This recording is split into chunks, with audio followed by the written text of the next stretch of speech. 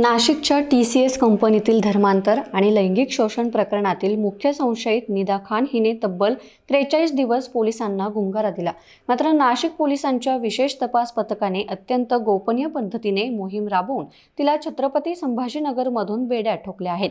नाशिकच्या भद्रकालीतील घास बाजार भागात जळाऊत लाकडं विकून उदरनिर्वाह करणाऱ्या सामान्य कुटुंबातील निदा खान इतके दिवस फरार कशी राहिली? तिला कोणी आर्थिक आणि लॉजिस्टिक रसद पुरवली का? याबाबत आता SIT तपासात माहिती समोर येतेय। तपासानुसार 23 मार्च रोजी भिवंडीतून बेपत्ता झालेली निदा खान छत्रपती संभाजीनगरमधील नारेगाव भागात एका फ्लॅटमध्ये लपून बसली होती। धक्कादायक बाब म्हणजे हे घर MIMचे नगरसेवक मतीन पटेल यांचं असल्याचं प्राथमिक तपासात समोर आलंय। या काळात निदा खान आणि तिच्या कुटुंबाला किराणा, चिकन आणि इतर दैनंदिन वस्तू पुरवण्याचं काम नगरसेवकाच्या ड्रायव्हर मार्फत केलं जात असल्याचा संशय व्यक्त केला जातोय।